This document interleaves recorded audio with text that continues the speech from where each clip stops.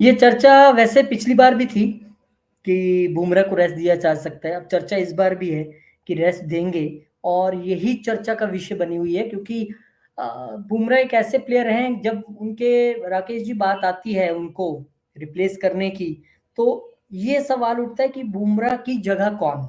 और कहा जा रहा है कि वर्कलोड मैनेजमेंट के हिसाब से उनको वर्कलोड मैनेज करने के लिए बहुत लंबे समय से वो क्रिकेट खेल रहे हैं, तो उनको एक विश्राम दे दिया जाए। अब ये चर्चाएँ हैं, खबर कंफर्म नहीं है, चर्चाएँ हैं। तो अगर बुमराह को रेस्ट दिया जाता है, तो एक जो चर्चा चल रही है, वो ये चल रही है कि उनकी जगह सिराज के साथ सिराज तो होंगे ही होंगे, मुकेश या आकाशदीप को मौका दिया जा सकता है। राकेश जी। देखिए आप बुमराह की बात कर रहे हैं। बुमराह एक ऐसे गेंदबाज हैं जो क्रिकेट का कोई भी फॉर्मेट हो, वो मैच में जान डाल देते हैं। उनकी गेंदबाजी, उनके एक्शन, उनका रन अप, उनका लाइन लेंथ, उनके विकेट, मिडन ओवर और कम से कम रन देने की जो उनकी एक जिद होती है कि अगर आप बुमराह से गेंदबाजी करा रहे हैं तो बल्लेबाज सामने कोई भी क्यों ना हो, रन सीमित मिलेंगे, औरों के हुँ, मुकाबले कम मिलेंगे। तो ये जो उनकी खूबी है और इस खूबी ने उनकी एक अलग ब्रांडिंग, एक अलग पहचान बना दी है।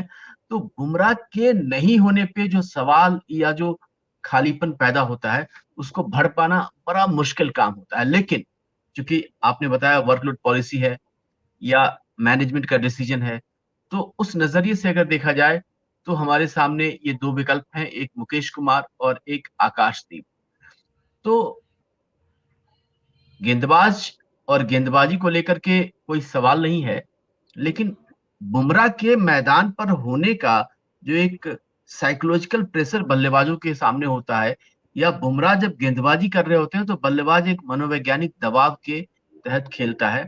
तो वो जो दबाव है, वो ये दोनों गेंदबाज मुकेश कुमार या आकाशदीप बल्लेबाजों पर कितना बना पाएँगे, कितना क्रिएट कर पाएँगे, इसको लेकर के हमें थोड़ा-सा सोचना होगा। लेकिन हम उम्मीद करते हैं कि मुकेश कुमार और आकाशदीप दोनों ही टीम मैनेजमेंट के जिसका भी फाइनली चयन होता है, दोनों ही टीम मैनेजमेंट के जो फैसले हैं और उनकी जो उम्मीदें हैं, उस पर खरा उतरेंगे।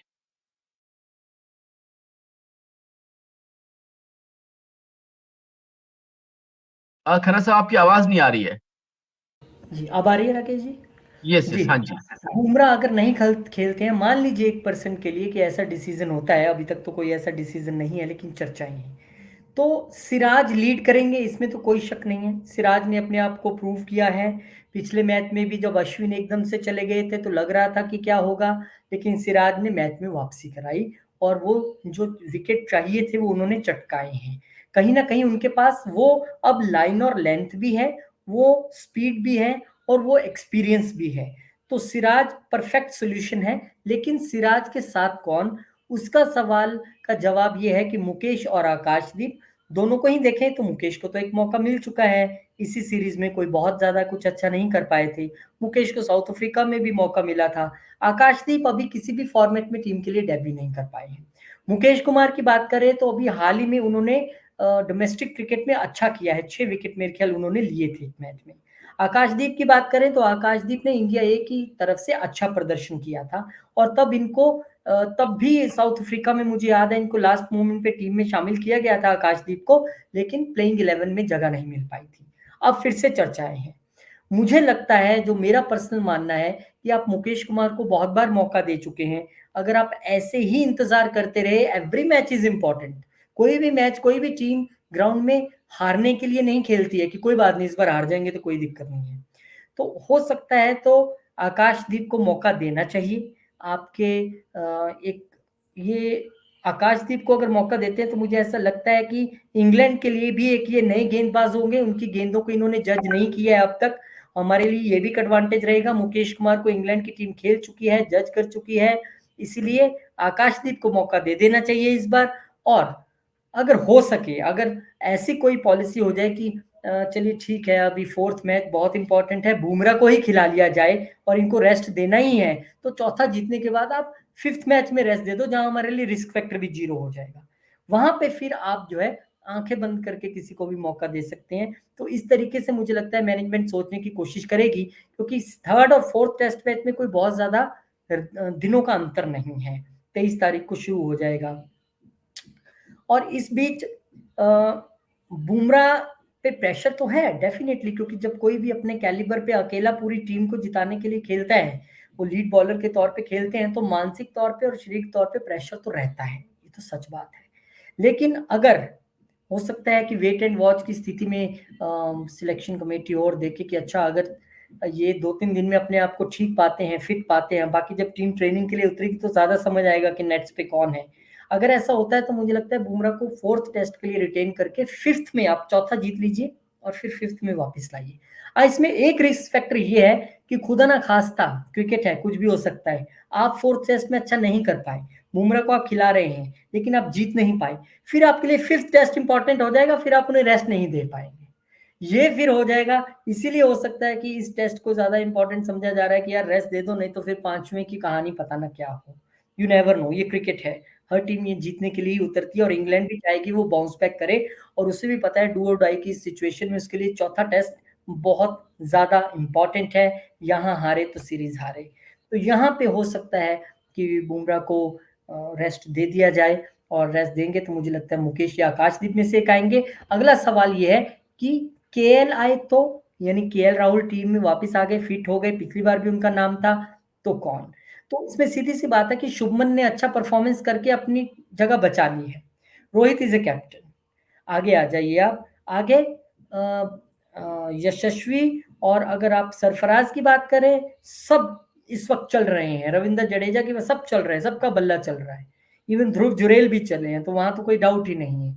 तो रजत पाटीदार क्योंकि नहीं परफॉर्म कर पाए, हो सकता है कि उनको इस मैच में रेस्ट दे दिया जाए अगर केएल आते हैं, और फिर पांचवें मैच में अगर आप चौथा जीत जाते फिर पांचवें में वही पिक्चर और स्थिति बने कि ठीक है, अब हमारा पांचवा मैच कंफर्टेबल, हम सीरीज जीत चुके हैं, इसमें आप रजत पाटीदार को भी मौका दो, इसमें आप सबको मौका दो, जिसको भी और कोई प्लेयर रह गया अगर आप आजमाना चाहते हैं टेस्ट क्रिकेट में, तो वो अच्छा टाइम होगा। तो राकेश जी, केएल आए तो डेफिनेटली ये आपको लगता है कि रजत पाटीदार ही होंगे जो बाहर जाएंगे? देखिए, ये जो टीम का कॉम्बिनेशन है और जो टीम का जो ऑर्डर है, उसमें केएल अगर आए तो आपने बिल्कुल सही कहा कि रजत पाटीदार के लिए फिर टीम में जगह नहीं बन पाएगी, क्योंकि केएल के पास जो अनुभव है, केएल के पास जो कौशल है, केएल के पास जो बैटिंग करने का जो अपना एक अंदाज है, और आप सही मायने में अगर मैं आपको कहूँ तो केएल जो है, वो अगर टीम में होते हैं तो एक भरोसा होता है, एक विश्वास होता है कि केएल है। अगर कोई विकेट गिरता है तो उसके बाद हम सब जो है इस उम्मीद से बंधे हम्म। होते हैं कि नहीं, अब अगर ये कोई बल्लेबाज आउट हुआ तो इसके बाद केएल है, केएल पारी संभाल लेगा। केएल जो है वो शतक लगा सकता है, शतक लगाया है, और परिस्थिति के अनुसार खेलने का माद्दा रखते हैं केएल राहुल। तो इसलिए केएल राहुल से बेहतर विकल्प टेस्ट टीम में मौजूदा जो खिलाड़ी है, और उससे बेहतर विकल्प नहीं हो सकता, और यही वजह है कि जो केएल राहुल हैं, वो जो है वो हमारी टीम के एक अभिन्न अंग बन गए हैं, अभिन्न अभिन्न हिस्सा बन गए हैं। और मुझे लगता है कि जो रजत पाटीदार से जो उम्मीदें थी, कहीं न कहीं वो उम्मीदें जो है उस तरीके से उन पर खरा नहीं उतर पाए हैं, तो लिहाजा जो है अब हम केएल राहुल और भारतीय टीम की जो जीत है, दोनों के बीच का जो रिश्ता है उसको जो है वो हम एक-दूसरे से जुदा नहीं कर सकते। तो इसलिए केएल राहुल की जो एंट्री है, उसका वेलकम होना चाहिए। केएल राहुल के लिए जो हम लोग इतने दिनों से प्रतीक्षा कर रहे थे, और जब भी टीम दबाव में आती थी तो हमें केएल राहुल की याद आती थी। तो अब मुझे लगता है कि केएल राहुल की एंट्री से जो है टीम में भरोसा जगेगा, विश्वास जगेगा, दर्शकों का जो एक कहते हैं ना कि प्यार है वो और भी मिलेगा, और टीम जो है वो बेहतर परफ़ॉर्म करेगी, तो मुझे ये लगता है। और परफ़ॉर्मेंस के लिहाज से रजत पाटीदार थोड़े से मतलब केएल राहुल के मुकाबले थोड़े से फीके पड़ते हैं, तो लिहाजा केएल राहुल का सिलेक्शन एक अच्छा चॉइस है। जी। और Rajat Patidar no doubt promising player हैं, अच्छे खिलाड़ी हैं, युवा हैं, लेकिन अभी उन्हें थोड़ा-सा शायद और इंतज़ार करना पड़ेगा। हम उम्मीद करते हैं कि वो भी जल्दी बाउंस बैक करें, चौथा हम जीत जाएँ टेस्ट, 5वें में उनको दोबारा मौका मिले और वो भी अपने आप को प्रूव करें जिस तरीके से सरफराज ने किया है, जिस तरीके से ध्रुव जुरैल ने किया है, जिस तरीके से यशस्वी ने किया है।